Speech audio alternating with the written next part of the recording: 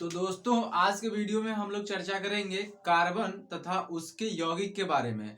उसके यौगिक जो होते हैं उसके सामान्य सूत्र और उनका जो फार्मूला होता है, उनके क्रियाशील समूह जो होते हैं, वो चीज़ आज के वीडियो में हम लोग क्लियर करने वाले हैं। और आपके लिए मैंने कुछ 10 से 11 जो है कुछ कंपाउंड और उसके अनुसूत्र भी लिखे हुए हैं। तो आज के वीडियो में हम लोग बारी बारी से समझेंगे। और इससे पहले हम लोग इसका जो होता है सामान्य सूत्र एल्केन एल्काइन का, उसका फॉर्मूला क्लियर करते हैं।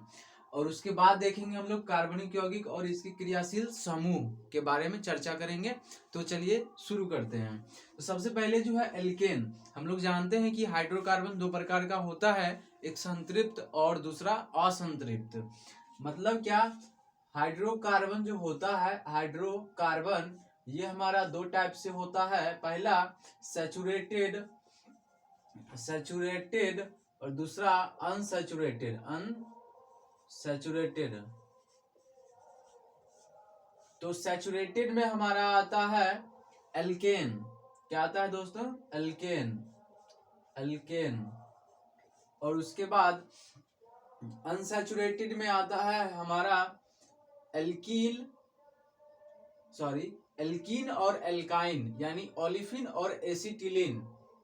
हमारा एल्कीन एल्कीन और एसिटिलीन एसिटिलीन एसिटिलीन। उसके बाद आता है इसका फार्मूला। तो एल्केन एल्केन, एन का मतलब होता है डबल प्लस टू। इसका जो होता है एल्केन, सीधा आप याद रखो, जैसे कार्बन में आप याद रखो कि एक कार्बन को क्या कहते हैं? मिथ कहते हैं। उसके बाद दो कार्बन को क्या कहते हैं? इथ कहते हैं। उसके बाद तीन कार्बन को इथ मिट प्रोप प्रोप। उसके बाद 4 को क्या कहते हैं? ब्यूट। उसके बाद C5 को कहते हैं पेंट। उसके बाद C6 को कहते हैं हेक्स। तो methane, ethane, propane, butane, pentane, hexane, heptane और ऑक्टेन, ऐसे होता है, चलता है। तो हम लोगों को इतना ही अभी जानना है। आगे की वीडियो में आप लोग कमेंट कीजिएगा, पूरा 1 से लेके 20 तक क्लियर कर देंगे। तो यहाँ पे चलते हैं। तो एल्केन का सामान्य सूत्र होता है CnH2n+2, यानी डबल प्लस टू। अगर हम लोग C2 ले तो यहाँ पे H कितना लेना पड़ेगा? 2 गुने 2, क्योंकि यहाँ 2 है, N बराबर रखना है यहाँ पे, और प्लस 2, यहाँ से 2। अब उसके बाद 2 दूना 4 प्लस 2 कितना हो जाएगा? C2 और H6। तो ये हो जाएगा हमारा फार्मूला। एल्केन के हिसाब से दो कार्बन को कहते हैं इथ, तो ये बन जाएगा इथेन। तो इथेन का फार्मूला होगा C2H6। तो यहाँ पे इस तरीके से बनता है। कोई दिक्कत हो यहाँ तक तो आप कमेंट करना, हम इसका सॉल्यूशन अगले वीडियो में लेकर के आएंगे। और चैनल को आप सब्सक्राइब कर लेना, ताकि हम लोग लाइव क्लास भी कर सकें। यदि आप 11th में या फिर 12th में पढ़ते हैं तो आपके लिए हम हमेशा लाइव आते रहेंगे। टाइम फिक्स करेंगे हम लोग, फिर लाइव क्लासेस भी शुरू करेंगे। अभी फिलहाल हम लोगों के पास जो है व्हाइट बोर्ड ही है, तो हम लोग डिजिटल बोर्ड का भी जुगाड़ लगाएंगे। तो इसके लिए आप घबराएंगे नहीं, और थोड़ा सा पैसेंस रख के हम लोग एक दूसरे के साथ मिलके काम करेंगे। तो आगे चलते हैं। CnH2n+1 ये होता है एल्केन में से एक हाइड्रोजन को गायब कर देते हैं, तो मिला हुआ जो भी मिलेगा कंपाउंड हमारा, वो एल्कील होगा। जैसे मान लो यहाँ पे हम लोग क्या करते हैं, C2H6 था यहाँ पे। अब इसमें से क्या करते हैं, 1 हाइड्रोजन को रिप्लेस कर देते हैं, तो बचेगा C2 और H5। अब ये जो है, पहले तो ये था क्या चीज बोलो? ये था एथेन। क्या था ये? एथेन। एथेन। अब वो ये बन जाएगा एथील। क्या बन जाएगा ये? एथील। इसमें से एक हाइड्रोजन को गायब करने के बाद ये हमारा एथील बन गया। तो ये फार्मूला हमारा क्लियर हो गया। आप कोई भी यहाँ पे संख्या लगा के आप जो है फार्मूला बना सकते हैं। उसमें सफिक्स प्रीफिक्स को चेंज करना होता है। उसके बाद है, ये क्लियर हो गया हमारा, ये क्लियर हो गया। अब है एल्कीन। एल्कीन यानी ओलिफिन इसको कहते हैं। एल्कीन जैसे मान लो आप C2 लिए, अब H कितना लेना पड़ेगा, 2N के बराबर लेना पड़ेगा। तो 2 गुने N की जगह पे 2 रखेंगे तो C2 और H 4 हो जाएगा। ये बन जाएगा मिथ इथ। तो ये बन जाएगा एथीन। क्या बन जाएगा दोस्तों, ये बन जाएगा एथीन। एथीन, क्योंकि 2 कार्बन को हम लोग नाम देते हैं इथ और एक कार्बन का नाम देते हैं मिथ। तो यहाँ पे ये हो जाएगा। आगे चलते हैं, हम लोग करते हैं, आगे देखिएगा, तब तक प्यारा सा कमेंट कीजिए आप लोग। आगे चलते हैं, क्या है आगे, आगे है अल्काइन। अल्काइन में क्या होता है, इसमें घटाना होता है। क्या होता है, घटाना होता है। तो CnH2n-2। अब हम लोग लेते हैं C2, तो H कितना लेना पड़ेगा, 2 गुने 2, अब माइनस फिर से 2, तो बचेगा C2 और H, 2 दूना 4 में से 2 चले जाएगा, फिर 2 बचेगा। तो यहाँ पे C2H2 हो जाएगा। इसका नाम क्या देंगे, 2 कार्बन को हम लोग कहते हैं मिथ। तो ये हो जाएगा इथाइन। क्या हो जाएगा, इथाइन। इथाइन, ये हो जाएगा इथाइन। अब जो है दूसरा लेके देखते हैं, क्या लेते हैं दूसरा, दूसरा लेके देखते हैं हम लोग 5 कार्बन का लेके देखते हैं। 5 कार्बन का लेके देखते हैं। तो C5, तो H 5 गुने, सॉरी 2 गुने 5 होगा, 2 गुने 5 और माइनस 2, तो C5 और H10-2, तो C5H कितना बचेगा, 8। तो ये जो फॉर्मूला होगा, ये जो होता है 5 कार्बन को हम लोग पेंट कहते हैं। तो इस फार्मूला पे क्या हो जाएगा, पेंटाइन। क्या हो जाएगा, पेंटाइन। पेंटाइन, ये हो गया। तो इसी तरीके से हम लोग 10 तक बना लेंगे। 8 का होगा ऑक्ट, ऑक्टेन, एन लगाएंगे तो, और उसके बाद नोनेन, डेकेन। 10 तक हम लोग देखते हैं। वैसे आगे भी पढ़ेंगे हम लोग क्लास 11th-12th में, तो घबराना नहीं है। ये हमारा क्लियर हो गया। एक बार और देख लेते हैं। एल्केन का CnH2n+2, एल्कीन, एल्कील, यहाँ पे लॉ है, योर लॉ, तो CnH2n+1। और एल्कीन को भी एल्कील, एल्कीन को ही ओलिफिन भी कहा जाता है। तो ओलिफिन का भी सामान्य सूत्र CnH2n होता है। एसिटिलीन को ही एल्काइन कहा जाता है, या फिर एल्काइन को ही एसिटिलीन कहा जाता है। दोनों का फॉर्मूला होता है CnH2n-2। अब आप किसी भी ट्रिक पे आप इसको याद कर सकते हैं, अपने आप बना सकते हैं। आपका जिस पे सहूलियत हो याद करने का क्षमता आपके ऊपर निर्भर करता है। आप ट्रिक बना लेंगे किसी पे सोच के, कम से कम सोचने का काम ही तो आप कर लो। क्या, जितना अच्छे से सोचोगे, जितना आप सोचोगे, जो भी सोचोगे, ज्यादा टाइम तक याद रहेगा। आगे चलते हैं। कार्बनिक यौगिक और क्रियाशील समूह हम लोग देखते हैं। क्या, कार्बनिक यौगिक और उसके क्रियाशील समूह। तो कार्बनिक यौगिक में बहुत सारा वर्ग होता है, जैसे एल्कोहल वर्ग का है। तो एल्कोहल वर्ग का सूत्र देखेंगे, संरचना देखेंगे। तो उसके बाद एल्कोहल का क्या होता है क्रियाशील मूलक, single bond OH, single bond OH। अब ये जुड़ता कैसे है, तो ये हाइड्रोजन जानते हैं 1 बॉन्ड बनाता है और ऑक्सीजन 2 बॉन्ड बनाता है। तो यहाँ पे क्या है कि ये 2 बॉन्ड बनाएगा, तो हाइड्रोजन सिंगल 1 बॉन्ड कर लिया, एडजस्ट बचेगा ये। तो ये जो है किसी में लटक जाएगा, R, एल्किल समूह में। तो इस तरीके से इसको दिखाते हैं। उसके बाद ईथर, ईथर का क्या होता है, डबल बॉन्ड O, इसी सिंगल बॉन्ड O, फिर सिंगल बॉन्ड, कहीं पे जाके दोनों लटक जाएगा, या फिर दोनों बगल से RR लगा सकते हैं।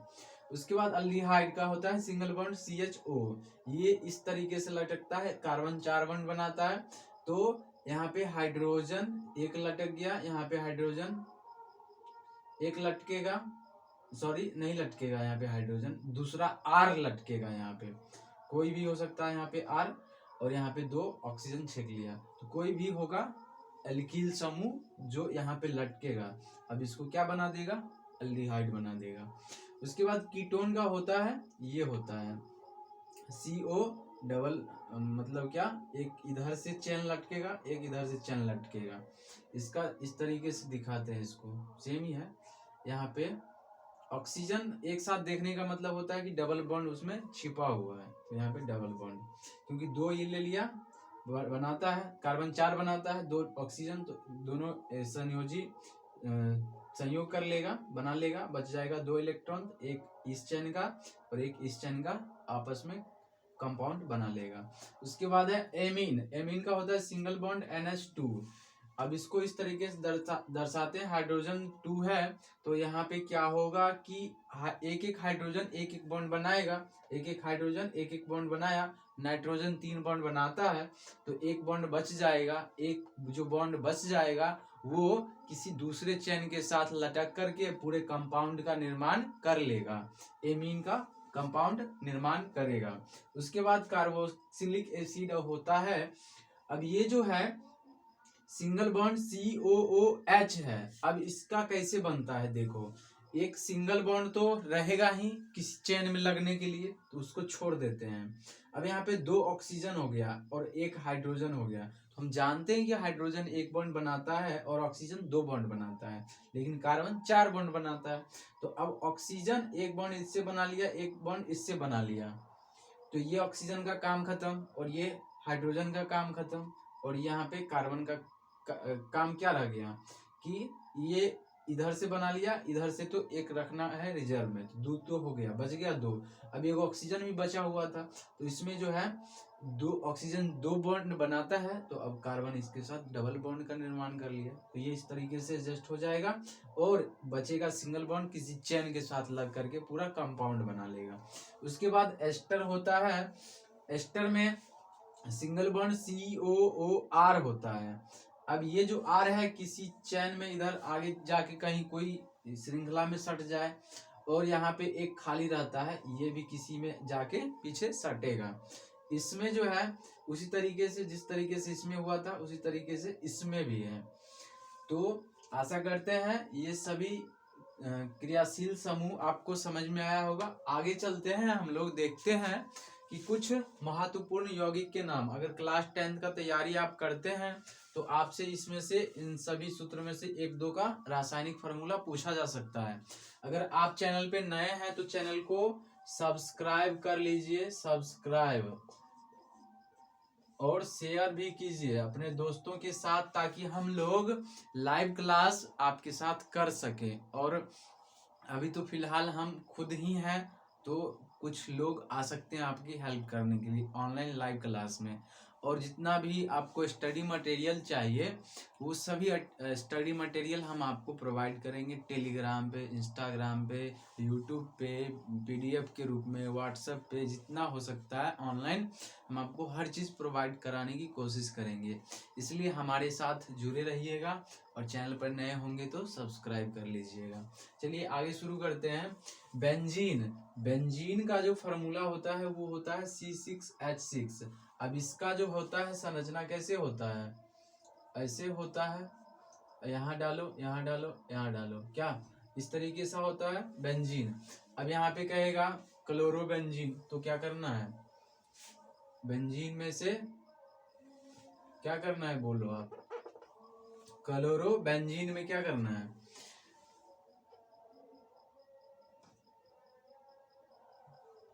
सॉरी अभी थोड़ा सा इसको क्लियर करेंगे बाद में, अभी यहाँ पे टाइम देंगे तो गड़बड़ हो जाएगा, अभी तुरंत ही कर लेते हैं। बेंजीन हो गया यहाँ पे C6H6। अब थोड़ा सा हम इसको देखेंगे, अच्छा से करेंगे, 3-4 चीज लाएंगे इस पे, इसलिए ऐसा नहीं कि जानते नहीं है, कर देंगे हम।